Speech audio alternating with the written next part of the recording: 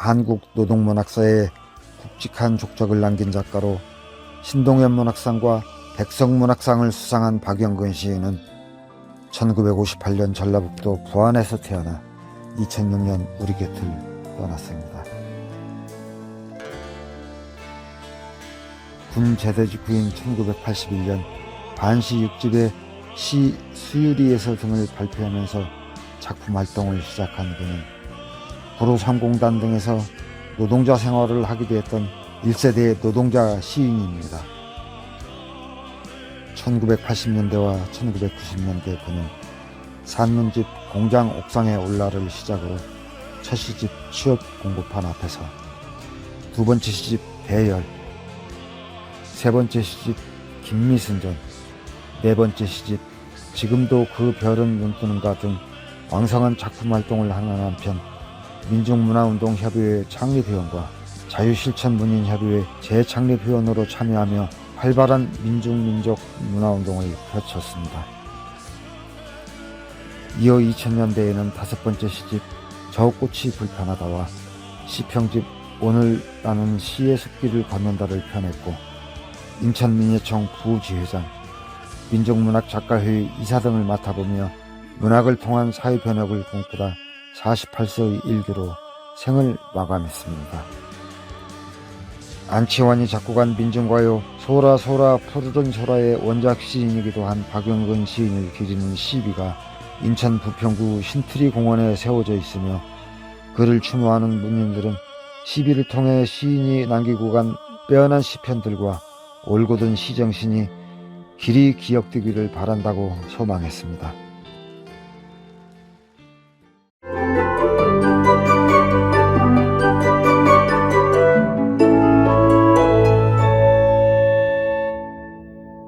이제 어려운 자리에 참석해 주셔서 고맙습니다. 박영근 시인과 관련된 그 지인, 또 선배님들, 후배들을 만나면서 그 시인과 관련된 이야기를 정리해보는 그런 시간입니다. 박영근 시인이 창작권을 통해서 주로 시집을 낸 것들은 사람들이 다 알고 있고 그쪽에서 이 선배님들, 동료들, 후배들 많이 어울렸을 거라고 생각이 드는데요. 선생님도 창비에서 오래 일을 하시면서 여러 시인들을 만나셨을 텐데 박영근 시인과도 여러 각별한 관계를 담으셨지 않았을까 생각이 듭니다. 60년대 후반부터 70년 말까지, 1970년대의 말까지는 창비 편집에 참여해서 편집장 노릇도 하고 주관도 하고 마지막 78년, 79년에는 발행인, 사장까지 했죠. 그러다가 그 와중에 이제 대학에서 쫓겨나서 한 4년 있기도 하고 뭐 그러다가 그 박정희 정권이 무너지고 80년 초에 1980년 2월 달에 영남대학에 전임으로 다시 복귀를 했어요. 그러니까 그래서 대구로 아예 집을 옮겨갔어요. 70년대 10여 년 동안 창비를 중심으로 이 소위 민주화 운동에 이 적극 가담을 하면서 뭐 길거리에서 생활한 적이 많고 내가 원래 좋아하는 건 책 읽고 글 쓰는 건데 그렇게 하지 못한 그 허기증이 너무 심해서 이제 박정희가 죽었으니까 민주화가 되겠지 하고 나는 대구로 가서 앞으로 당분간이 될지 얼마가 될지는 공부만 해야겠다는 생각으로 대구를 아예 가족들을 끌고 이사를 갔죠. 근데 아시다시피 그렇게 되지 않고 영 뒤집어지고 한동안은 창비 발행 오랫동안 못하고 그러다가 80년 6월 항쟁에서야 겨우 다시 창비가 복관됐잖아요. 그러니까 창비뿐만 아니라 문학과 지성도 그렇게 돼서 문학과 사회라는 이름으로 복관되고 그런 과정이 있는데 그러니까 저는 80년대 이후에는 창비에 그저 한 달에 한 번 또는 두 달에 한 번 서울에 올라오면서 백낙천 선생이라든가 이시영 씨라든가 이런 좀 나이 조금 든 분들하고는 접촉이 있었고 좀 더 후배들하고는 그렇게 잦은 접촉은 없었어요. 그러니까 박영근 시인도 더러 얘기는 듣고 또 그 80년대가 뭐 더 잘 아시겠지만 그 대학생들이 노동 현장으로 가고 노동 문제라든가 일종의 계급 투쟁 같은 것이 막 일어나고 노동자가 주인이 되는 세상을 만들자 이런 운동이 벌어져서 무슨 혁명인가가 날 것 같은 분위기였잖아요. 그런 속에서 저 자신은 그런 흐름하고 한 걸음 내지 두세 걸음 떨어져서 이렇게 있었기 때문에 박영근 시인하고 뭐 개인적인 접촉이 없다가 박영근이라는 사람이 눈에 확 들어온 것은 두 가지 계기가 있는데요. 하나는 그 2002년도에 젖꽃이 불편하다라는 시집이 창비에서 나오고 그 시집이 그런 상을 받게 되면서 그 주목을 해서 읽고 특히 젖꽃이 불편하다라는 시집은 그동안 알고 있던 박영근의 이미지를 확 바꾸는 굉장히 강하게 왔어요. 그런 게 하나가 있고 또 하나는 그 2003년 초에 그 노무현 정부가 출범하면서 현기영 선생이 저 작가회의 이사장 하다가 돌연히 문예진흥원 원장으로 들어가면서 작가회의 이사장이 공석이 됐어요. 그래서 제가 갑자기 차출돼가지고 이사장이 됐어요. 그러고 나서 임기 2년까지 합쳐서 3년 동안 이사장을 했는데 그때 2002년 그 무렵에 박영근 씨도 이사 중에 한 사람이었어요. 그러면 이사회를 그 석 달에 한 번 하는데 그 박영근 씨도 가끔 나타나는데 그 뭔가 괴로워하고 있구나 이런 느낌을 받았고 밉지는 않았어요. 밉지는 않았는데 이 공사를 좀 가려야지 와 이런 생각이 좀 들었죠. 그러고 이제 차츰차츰 그 박영근 시를 읽으면서 시를 읽으면 박영근의 내면이 보이잖아요. 그 겉모습, 그 술주정뱅이 같은 노숙자 같은 모습과는 다른 그 어떤 그 고통에 가득 찬 그 내면의 모습이 보이면서 언제 그 박영근하고 한번 제대로 친해지고 한잔 해야겠다는 생각을 하는데 언젠가부터 잘 안 보이고 그러더니 뭐 세상 떴다 그러고 그래서 그 후에 이제 사실은 아쉬움이 많아요. 박영근 씨 시를 읽으면 시인의 내면이 보인다는 말씀을 해주셨는데 선생님 주목하셨다는 그 젖꽃이 불편하다 시집에서 제가 썼습니다. 그 시적 전환이 갑자기 이루어지는 그 시기였던 것 같아요. 박영근 시인의 이제 시적 전환이 초기 이른바 노동 시인으로 알려지던 그 시기에서 많은 사람들이 그 노동문화의 현장에서 떠날 때도 오랫동안 노동시의 당론을 가지고 있다가 그 시집을 발표할 때쯤에 급격히 선생님 보셨다시피 이루어지는 것 같은데 그 시적 전환의 이유를 혹시 좀 생각을 해보셨을까요, 선생님도? 그러니까 이게 뭐 박영근뿐만이 아니라 80년대의 노동운동 그 자체가 80년대 말 그 민주화되고 또 그 90년대 초에 강경대 사건 나고 정원식 그때 당시 국무총리가 그 밀가루인가 무슨 뒤집어 쓰면서 여론의 질타를 맞잖아요. 그리고 김지하 씨가 죽음의 굿판을 걷어 채우라 그러고 국내적으로는 그런 사건들이 연달아 벌어지면서 소련이 해체되고 사회주의 유럽의 현실 사회주의 국가들이 망하고 소위 냉전이 끝나고 그런 시대적 전환 거기에 작가군 뭐 누구 간에 다 자 그렇다면 내가 살아온 어떤 그 삶에 대해서 근본적 반성은 안 할 수 없게 됐잖아요. 뭐 예컨대 김남주 같은 시인은 그 90년대를 맞아서 그게 이런 전환이 되면서 약간 혼돈 속에 빠지고 그 제대로 자기 정리를 제대로 하지 못한 채 94년 초에 세상을 떠나기도 하고, 또 김지하 같은 사람은 감옥에 있으면서 그 6, 70년대와는 다른 사람으로 변해가지고 나오거든요. 이미 60년대, 70년대의 김지하 글을 봐도 우리가 밖에서 알고 있는 김지하, 이 세상 사람들이 알고 있는 김지하와는 상당히 다른 모습이라는 것을 그의 내면 속에는 있어요.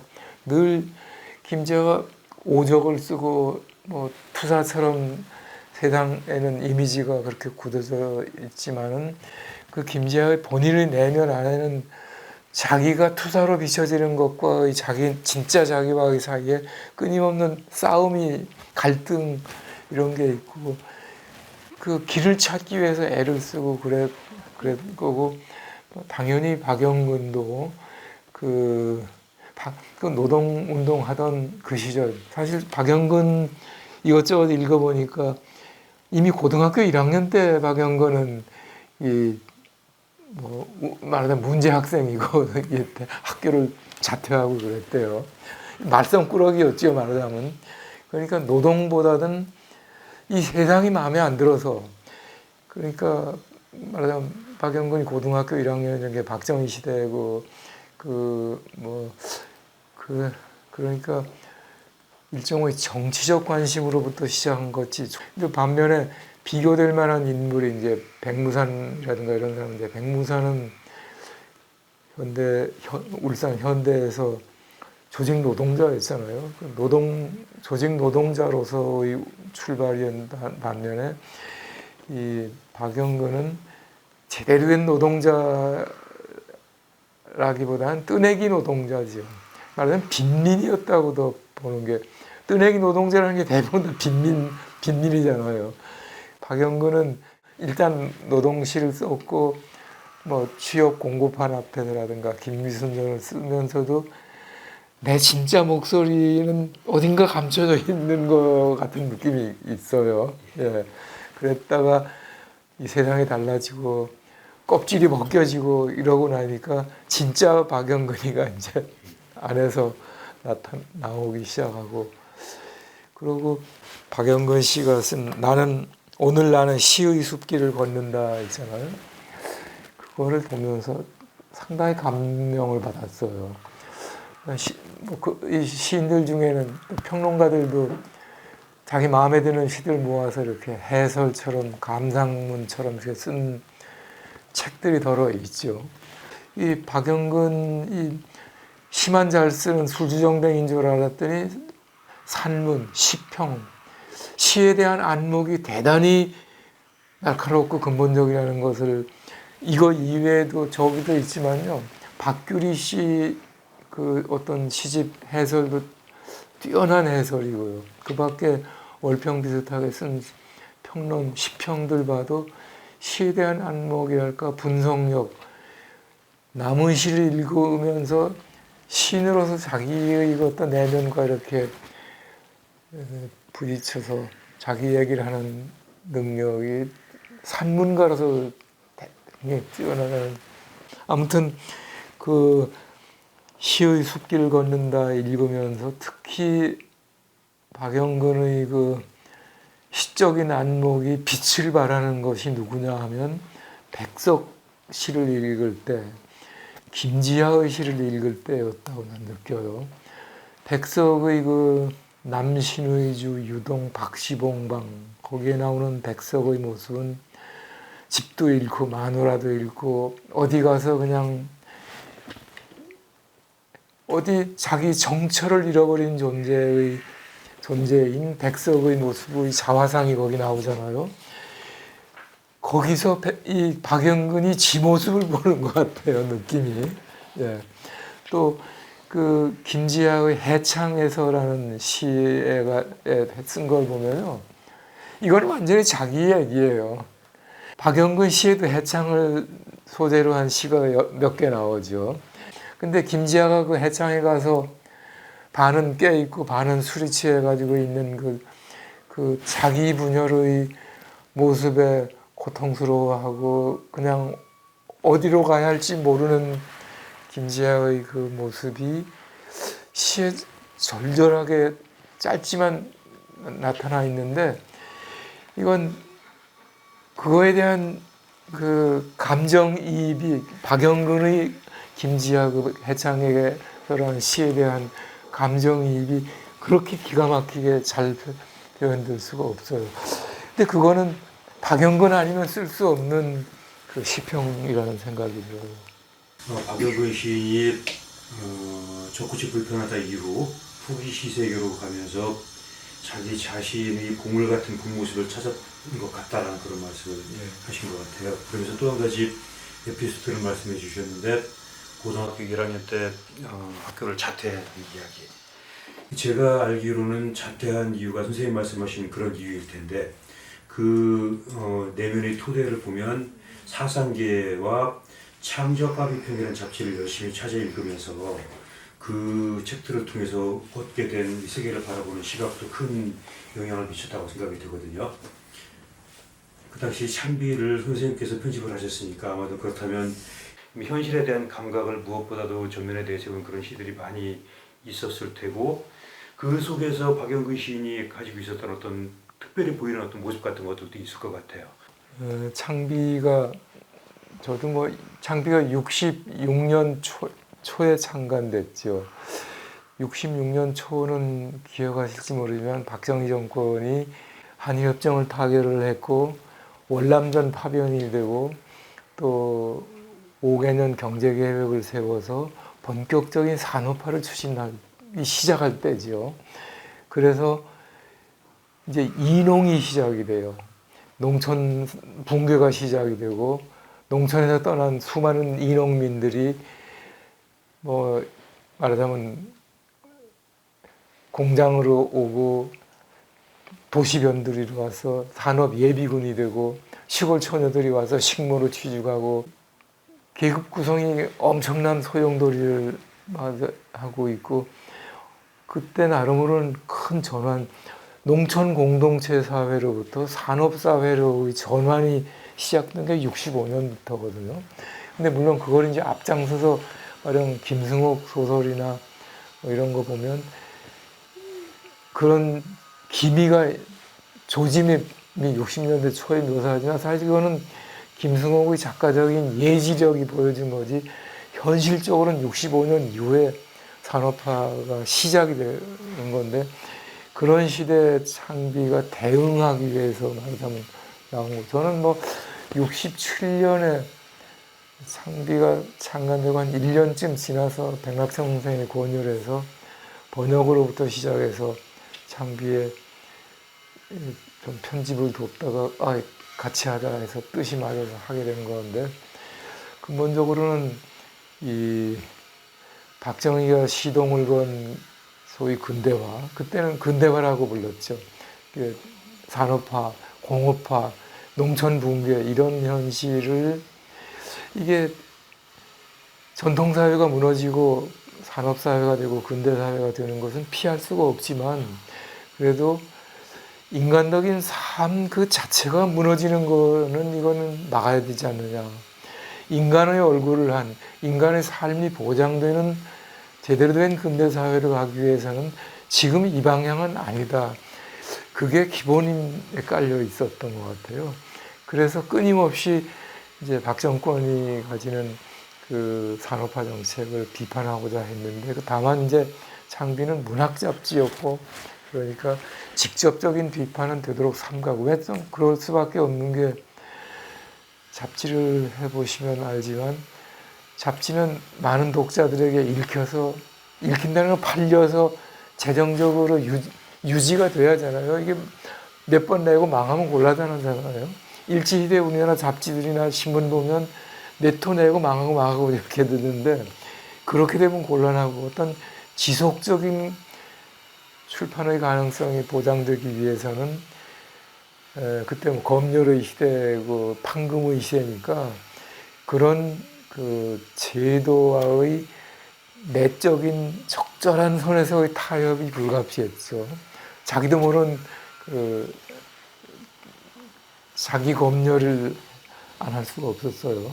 그러니까 창비에 투고된 원고들 중에서는 마음에 드는 게 있었지만 차마 못 실은 게 드문드문 있어요. 왜냐하면 그거 실었다 하는 잡지가 망하게 생겼기 때문에 소설도 있고 시도 있고 다른 사회과학 논문도 있고 그렇기도 하고요.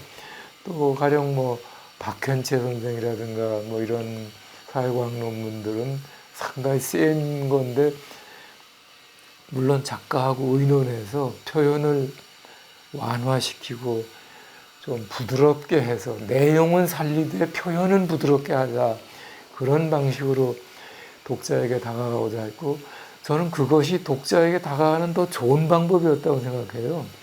대부분의 독자들은 너무 표현이 거칠면 그걸 적극적으로 좋아하는 사람은 10명 중에 1명이라면 스며들듯이 독자들의 가슴으로 이렇게 자기도 모르게 스며들도록 하는 방법이 더 효과적이라고 느껴요.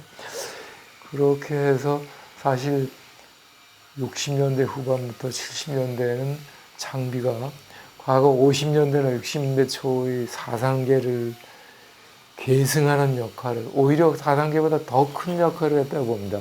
저는 50년대 후반, 60년대 초에 4단계 애독자였는데 4단계 지금 찾아보시면요, 반공적인 글도 많아요. 장준환 선생 자신이 반공주의자였어요, 사실은. 미국과 타협하는 사람이었고, 미국 돈 받아서 잡지 냈던 거거든요. 초기에는 그 유네스코인가에서 종이 같은 거 지원받아서 책을 낸 거고, 근데 박정희가 쿠데타 하고 나서 4단계도 달라져요. 4단계 자체가 상당히 정치적으로 전투적으로 변화하죠. 창비는 사실 초기에는 일종의 그 아마추어 잡지 같은 느낌이죠.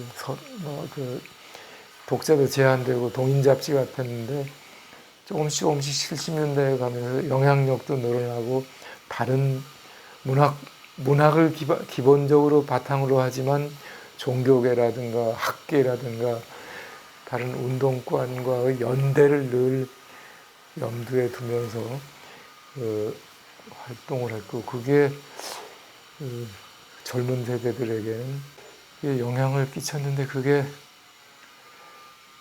책임지기는 참 힘들어요. 참 사람들 일생을 망치는 것도 있고. 70년대 문희들의 창비를 통해서 드러냈던 문학적 스펙트럼과 박영근 시인이 창비를 통해서 활동했던 시인들과 비교를 해보면 어떤 부분들이 얘기가 될 수 있을까요? 글쎄요. 창비는 소위 말해서 운동권을 대변하는 측면도 있지만은 그러면서도 진짜 문학을 해야 한다는 의식도 늘 동시에 있어요. 아무리 현실을 비판하더라도 제대로 된 작품을 가지고 해야 한다. 그게 어떤 점에서는 말하자면 문학주의적인 요소가 있고, 그래서 과격한 사람들, 레디컬한 사람들로부터는 창비를 너무 온건하다는 그렇게 보는 시선이 있죠. 그래서 80년대에 와서는 저는 80년대 혁명이 곧 이루어질 듯한 분위기에서 거기에 조금 더 동조를 안 됐어요. 아니, 하고 싶지만 이건 아니다, 이런 생각이 들었어요. 이게 사실 해방 직후 보세요. 해방 직후에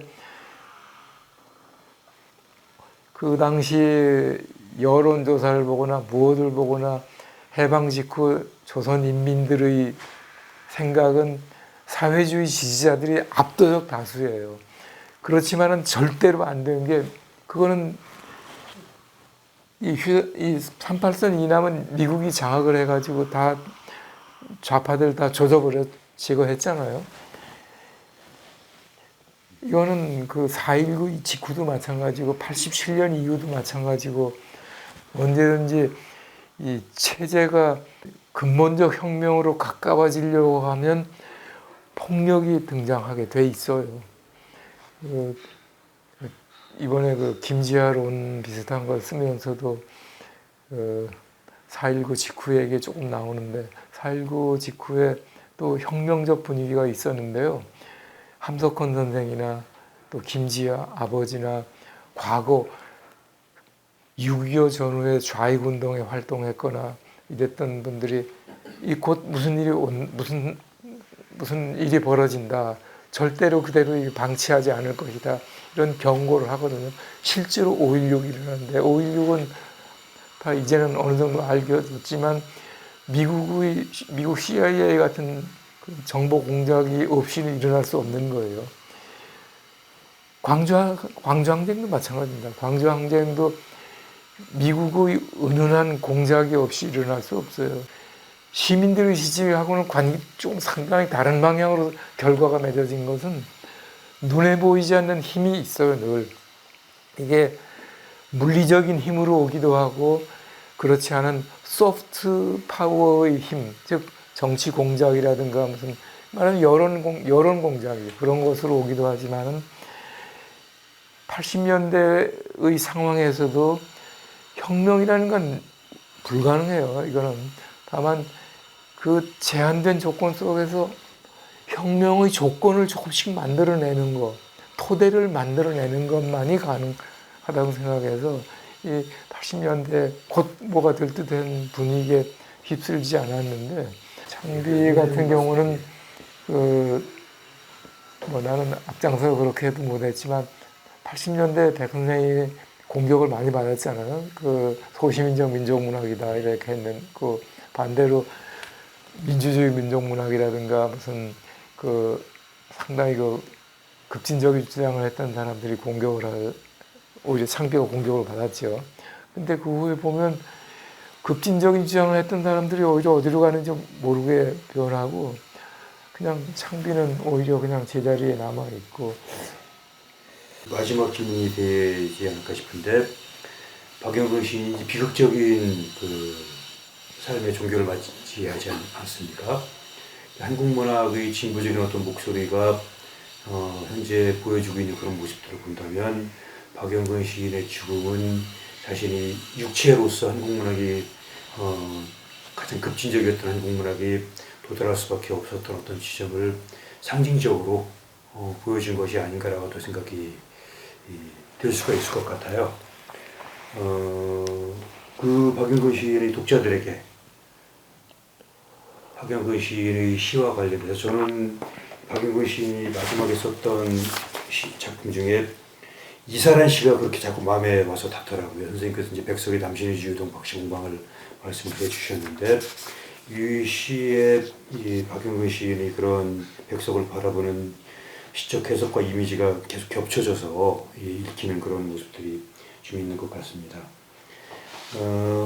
이 아름다운 절창이라고 생각이 되는데 한편으로는 그의 삶이 비극적으로 종교를 맞이했지만 한편으로는 한국의 진보적인 문학에 나아갈 수 있는 또 다른 활로를 그의 시를 통해서 보여준 것이라고도 할 수가 있을 것 같은데 그렇게도 읽어도 괜찮을까 어떨까 선생님?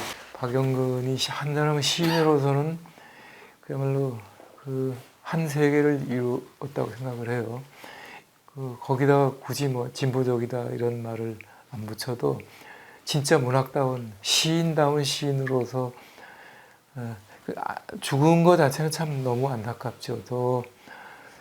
아까 점심 먹으면서도 얘기했지만 박영근 씨가 술을 좀 덜 먹고 자기 건강을 좀 돌봐서 좀 더 성찰적인 모습을 보여서 시인으로서 좀 더 오래 활동을 하고 더 좀 좋은 작품을 많이 남겼으면 좋겠지만 그래도 꼭 그런 사람만 있는 게 아니고 박영근하고 김수영 시인하고 똑같이 48년 살고 세상을 떠났대요. 김수영 시인은 교통사고로 돌아가셨고 박영근 시인은 병사했고 그렇게 전혀 다른 상황으로 끝났지만 그 나름의 완결에 이르렀다고 생각할 수가 있어요. 박영근 시 중에 좋은 시들이 참 많은데 저는 몇 개 좋은 것 중에 예를 들면 어린 날 아버지 등에 업혀가면서 이렇게 눈길이라는 시가 그렇죠.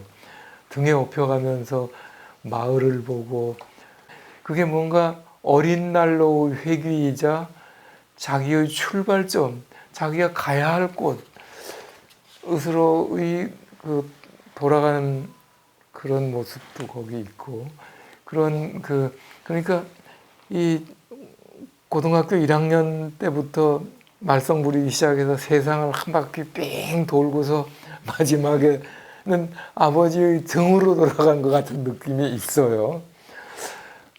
그런 작품도 좋고 또 참 좋은 것이 그 몽골 해외 여행이라고 유일하게 몽골 여행을 갔더군요. 몽골 여행 간 사진도 여기 있던데 풀밭에 뻘렁 드러누워가지고 있는 사진이 박영근의 한 모습이에요. 그게 박영근이 보여주는 진짜 모습 중에 하나. 술 먹고 개걸대는 것도 박영근이고 그 끝없이 펼쳐진 풀밭에 벌렁 누워서 자연으로 하여금 끝없이 펼쳐진 그 초원으로 하여금 거기에 일치되어 가는 나를 초원아 너 나를 먹어다오 하는 자세로 초원에 누워있는 모습도 박영근 같고요. 그 초원에서 쓴 시 중에 세 번째가 참 좋더라고요. 다 좋은데 특히 세 번째 그거는 어떤 득도의 경지 같은 느낌을 줘요. 초원에서라는 시가. 그거는 뭐 노동시, 진보적인 시 이런 수식어를 붙일 필요가 없는 시인이라면 거기까지 가야 하는 어떤 시인의 모습이 거기 있고 또 슬픈 눈빛 그런 시도 참 좋고요. 뭔가 아쉽지만 그래도 박영근으로서는 태어날 때 받아가지고 나온 시적 에너지를 다 불태우고 간 시인이다 이렇게 봐도 괜찮다 이렇게 생각합니다. 눈길 20리가 넘는 눈길이었습니다. 할아버지 누우신 지 오래되어 마당에선 늙은 개오동나무가 혼자 우두커니 눈을 맞고 있었습니다. 하루에 2번 들어가는 산골 버스가 끊겨 아버지는 새내기 줄로 간발을 치고 눈 쌓이는 길을 내쳐 걸었습니다. 나는 아버지 넓은 등에 업혀 지나가는 전봇대를 세다가 깜북깜북 잠이 들기도 하였습니다. 그쳤던 눈이 다시 내리면 선득선득 이마가 차고 눈에 덮여 조개이며 큰달이며 삼간리며 내가 아직 이름을 모르던 마을에서는 이따금씩 개 짖는 소리가 들려왔습니다. 가까웠던 산이 눈발 속에서 먼 곳으로 가 거뭇하게 떠오르고 아버지는 슬픈 소릿가락을 불러내어 바람 속에 눈꽃을 매달아 두었습니다. 배고픈 새 몇 마리가 눈밭에서 울다가 날 저무는 어둑한 눈발 속으로 날아갔습니다. 나는 아버지 등에 고개를 묻고 어머니가 방 아랫목 이불 속에 묻어두었을 노쇠 주발의 밥과 된장기가 얼큰한 시래기국을 생각했습니다.